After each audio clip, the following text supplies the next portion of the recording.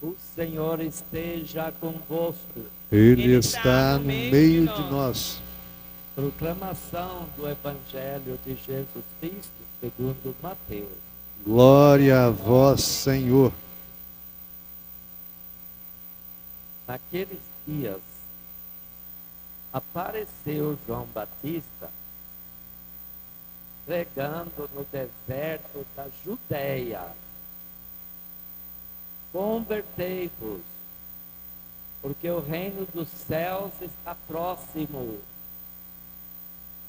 João foi anunciado pelo profeta Isaías, que disse: esta é a voz daquele que grita.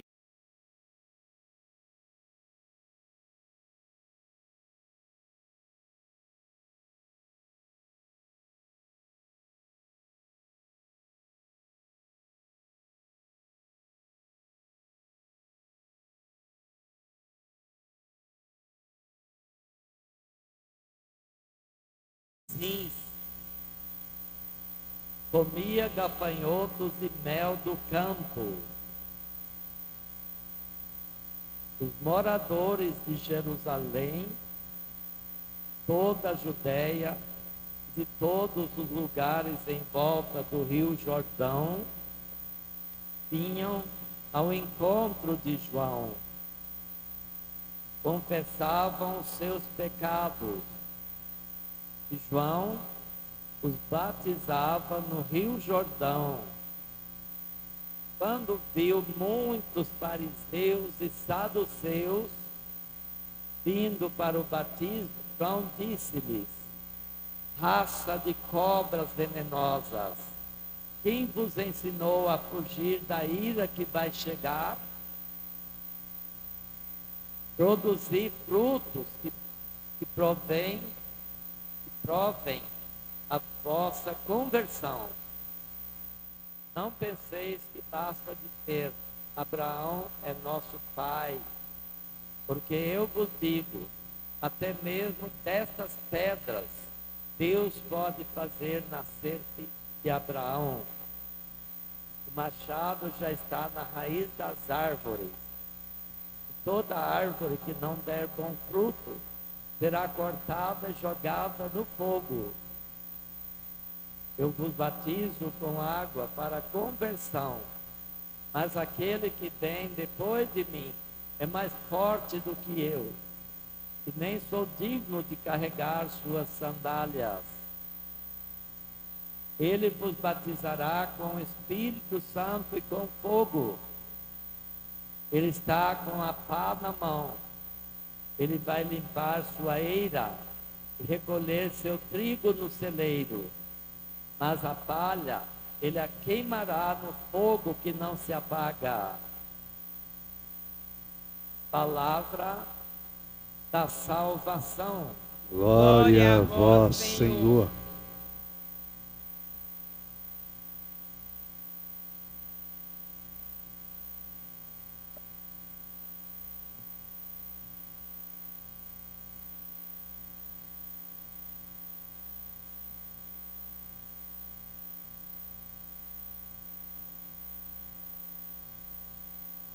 Estamos celebrando Santa Luzia, que nos primeiros tempos da igreja deu a sua vida. Isso mesmo, deu a sua vida. Foi martirizado por causa de Cristo. Vamos olhar para o passado para entender o presente. Há alguma igreja que não seja a de Cristo, que tem na sua história de 2000 anos, tantas pessoas que deram sua vida? Me aponte qualquer igreja.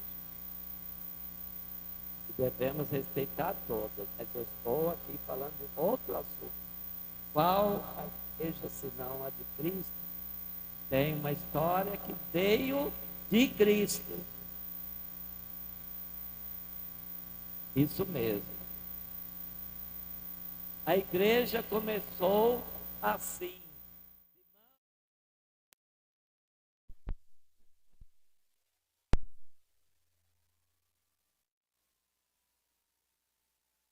Estefas, que na nossa língua é pedra. Chama de Pedro, mas é pedra mesmo.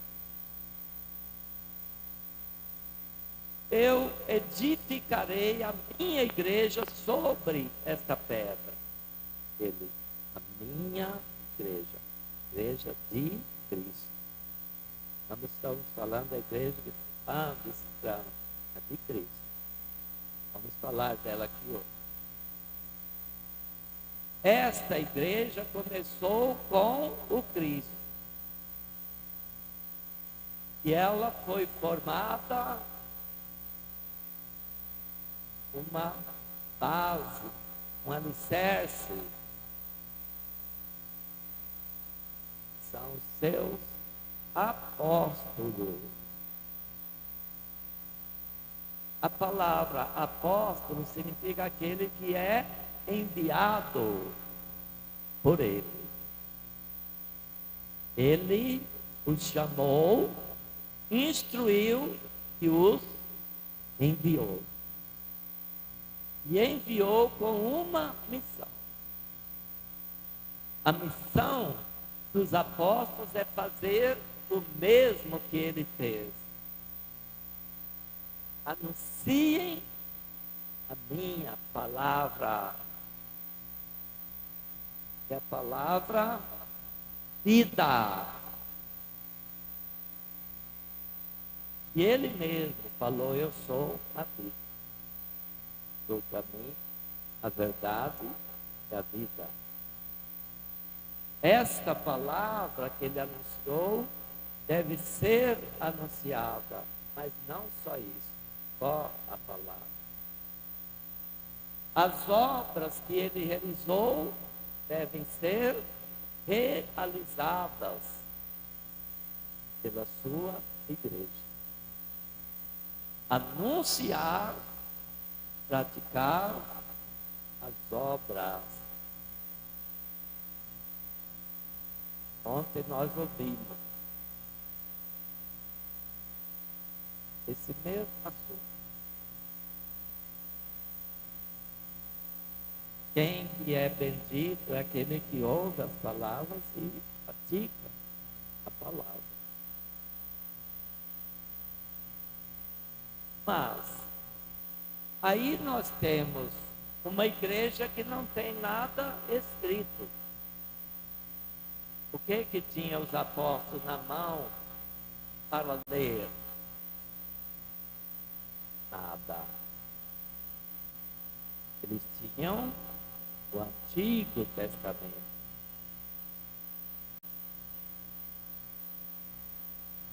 O que eles fizeram? Escreveram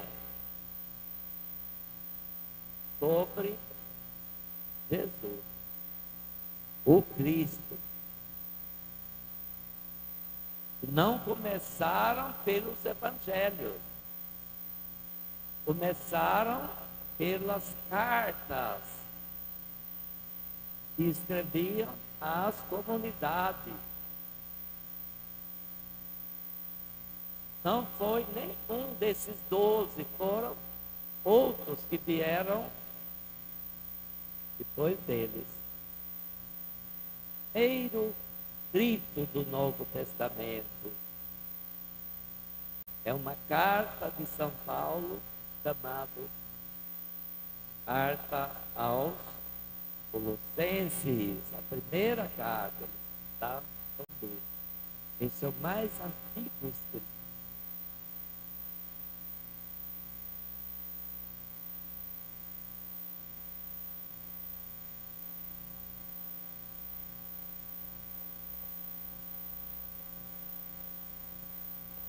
Depois vieram outras cartas. os discípulos destes apóstolos que ouviam o anúncio da palavra, o testemunho deles, porque eles viveram com Jesus, e também alguns que viveram com Jesus e foram apóstolos dele, resolveram escrever sobre a vida dele. Mas quando eles escreveram sobre a vida de Jesus, eles já estavam vivendo aquilo que Jesus também viveu. E veja bem, uma das coisas que Jesus viveu, quando ele começou, não foi em Jerusalém, começou na Galileia, e muitos pagãos a anunciar o Evangelho. Cesareia de Filipe, lá distante de Jerusalém. Quem é que foi se juntando a ele e aos apóstolos? Pessoas muito simples. Não eram doutores de nada. Não eram sacerdotes que viviam no templo fazendo sacrifício.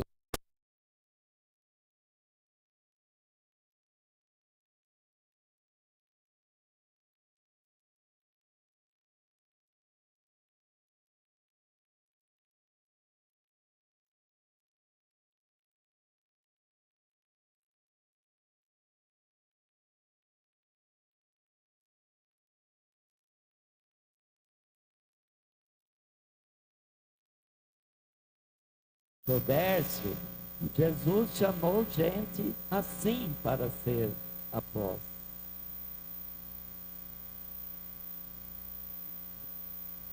Uns cabeça dura, outros de estupim curto. Estou inventando isso não, está no Evangelho. Ele até pôs apelido em dois deles, seus filhos do trovão, porque eram esquentados que eram próximos.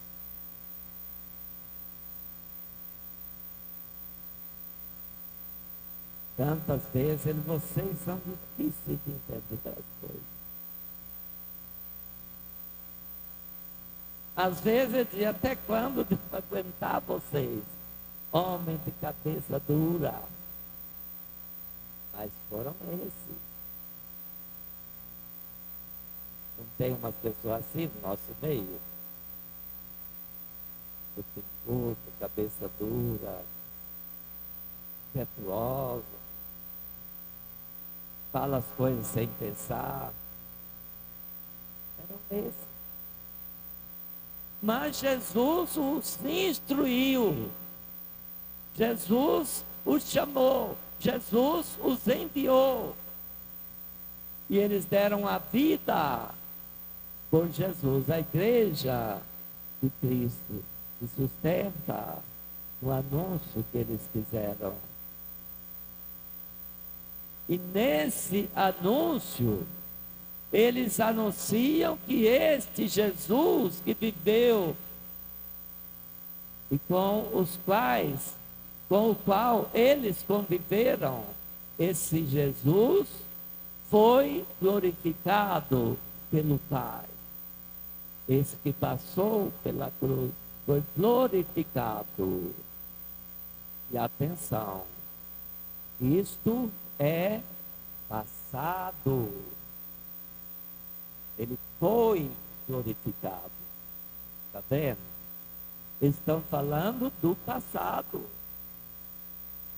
Estão falando de um passado que eles presenciaram, viveram.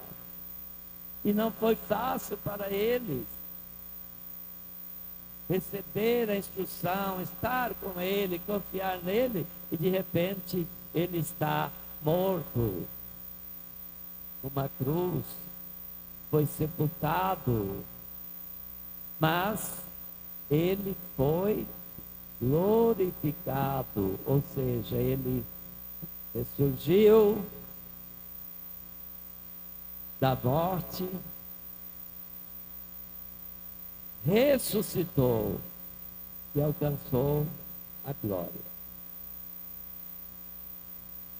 Isso é passado. Mas e o presente? Nós vamos viver no passado? Jesus foi glorificado? Não. Nós temos o presente, e o presente desses apóstolos é um presente de muita luta, dificuldade, pessoas questionando,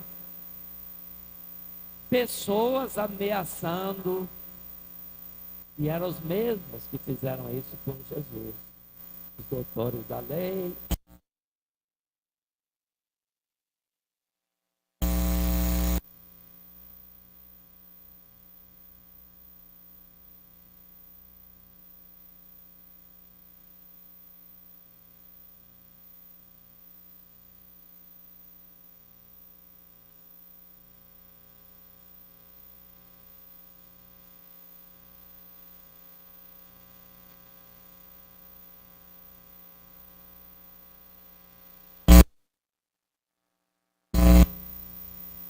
Quem que ele mandou? O Espírito Santo. Atenção. Quando ele disse, eu estarei convosco todos os dias. Então, no presente, nós temos a presença dele. E essa presença é feita por quem? Atenção. Glorifica. O que é que foi glorificado é glorificante. E quem que vai ser glorificado? Aqui no presente da igreja, no presente dos apóstolos, e no nosso também, é o Espírito de Deus que ele nos deu. É o Espírito dele. Ele recebeu esse Espírito do Pai e o Espírito foi dado por ele. É o Espírito dele, como é o Espírito do Pai. É o presente da igreja, com a presença glorificante daquele que foi glorificado. Nós temos que crer nisso. Não ficar no passado, mas nós temos o presente. E não ficar no passado somente daquele que anunciou, mas também num passado mais distante ainda, daqueles que o anunciaram. Daqueles que tiveram o desejo, e não um desejo qualquer, mas um desejo ardente de estar presente naquele dia que ele viesse. Os profetas. O Espírito de Deus já se fez presente nos profetas, como se faz na igreja. E o que o profeta Isaías está proclamando? Que esta natureza existente, que o leão devora as ovelhas, que um animal devora o outro, isso vai acabar. Porque ele virá para estabelecer a paz definitiva. É isso que ele virá trazer, diz o profeta. Olhe bem aí. E olhe bem o que o apóstolo Paulo está dizendo aí na sua carta aos Romanos. Ele veio para trazer a harmonia.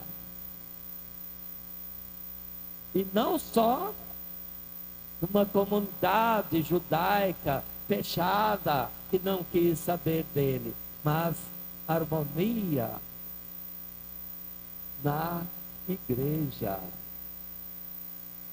que é acolhida e que acolhe todas as nações, todos os povos. A igreja, com o Espírito de Deus, se abriu, não ficou fechada na antiga lei, na antiga aliança, mas ela se abriu e a ela chegaram todos os povos, de todas as nações, de todas as procedências.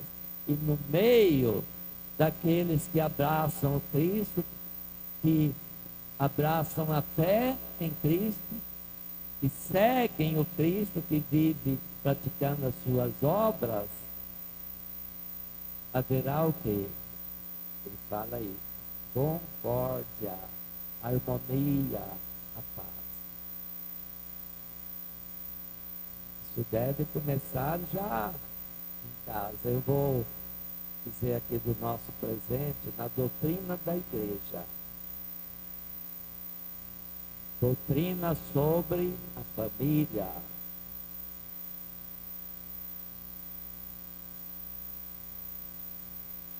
Nós temos a seguinte definição: a igreja é a célula mater, no latim, a célula mãe da sociedade. Como nós vamos transformar a sociedade, trazer harmonia, trazer paz? É trazendo dentro das famílias. É aí que se diz não, é aí que se diz muito bem, meu filho. Isso é bom, isso é correto. Isso não, porque não é certo. Isso precisa ser feito. Ela é a célula mãe da sociedade. As pessoas na sociedade vão buscar melhoria para ela quando tiver essa noção da consciência moral que vem lá do berço.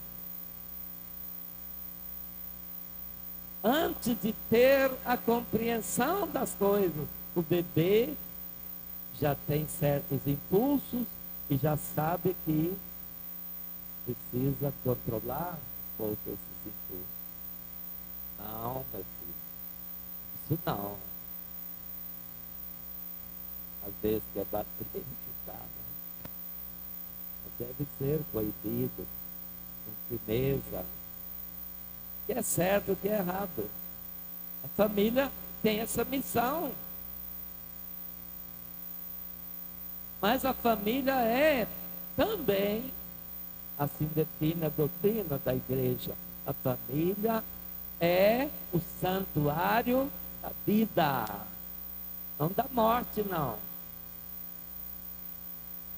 A morte se faz com bebedeiras, com agressões, com rispidez, com gente chutando os outros, com palavrões, com xingamentos.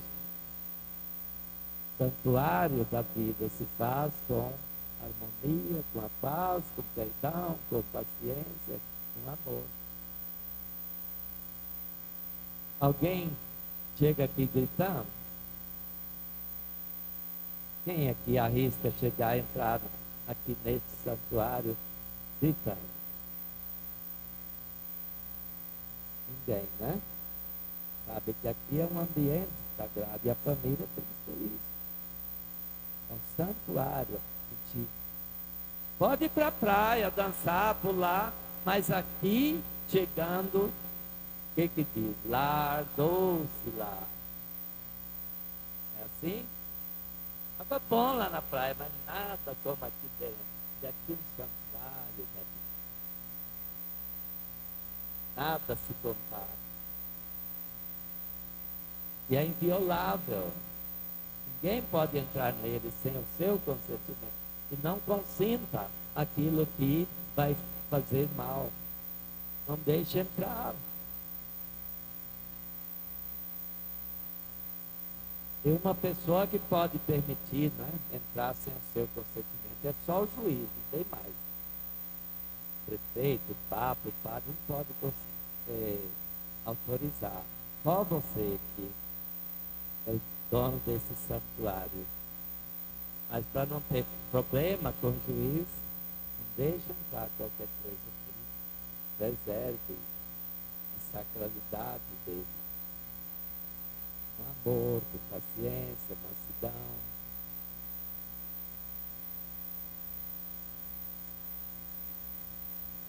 Terceiro, a família é uma pequena igreja doméstica. O que é que se faz na igreja? Na igreja você ora, você reza, você faz as suas preces, você manifesta a sua gratidão a Deus, e nós temos muito para agradecer. Está ruim? Fique falando, gritando, clamando por Deus, mas está bom? Agradeça a Deus. Faz uma lista dos benefícios que você recebe, seus avós não recebiam, para vocês verem o tanto que somos beneficiados. E agradecemos. E essa juventude que só sabe reclamar de tudo, murmurar, parece que nada presta nesse mundo. Este mundo é bom, mas precisamos viver nele, unido do Espírito de Deus, aqui e agora. Porque aí vamos enxergar o quanto ele é bom. Isso mesmo. Eu falei nos jovens murmuradores, os velhos mais ainda. Parem de dizer, lá no passado tudo é bom. Esqueça isso. Eu vou martelar isso no resto da minha vida. E hoje eu cheguei a um ano a menos, né? Aos 69, mas vamos parar de ficar com esse lenga-lenga, de que o passado que era bom é agora. Vamos agradecer. Nós estamos no santuário da vida, que é a nossa casa. Então, vamos agradecer a Deus por tudo.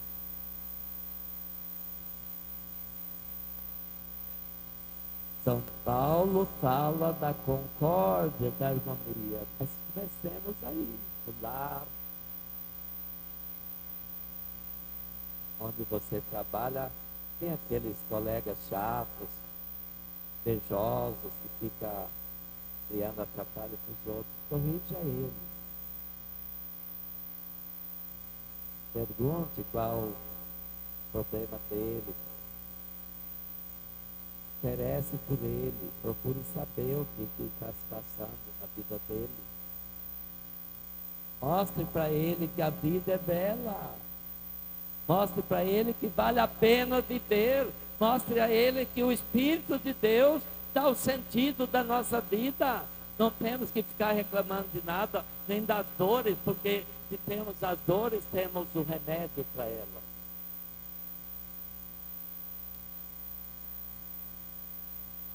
Se já não entendemos mais, temos mais nada dentro da cabeça, este ser que está com mal disso, com mal daquilo, nós devemos ter mais amor por ele. Porque nós sabemos quem são eles. Não me conhece mais? Né? A esposa dele, mas ele não sabe mais quem eu sou, mas você sabe quem ele é. Ame, cuide bem. Os filhos, mais ainda. Não vai deixar de visitar, vai deixar de cuidar porque não te conhece mais, não sabe quem você é. Você sabe quem é. O amor é gratuito, é graça divina. Ele é grande, ele vem de Deus. O amor não é dado para quem a gente quer dar. O amor deve ser dado a todos. De graça. Atenção. Amor não é egoísta. Amor deve ser dado, e principalmente para quem não pode retribuir. Aí que precisa ser amado. Esses pais que perdem o juízo, lá desde o Antigo Testamento, lá no livro do Eclesiastes, filho, seja paciente com teu pai e tua mãe, principalmente quando eles faltarem o juízo. Mesmo. Amar. Eles não vão retribuir mais, mas já retribuíram tanto. Amém.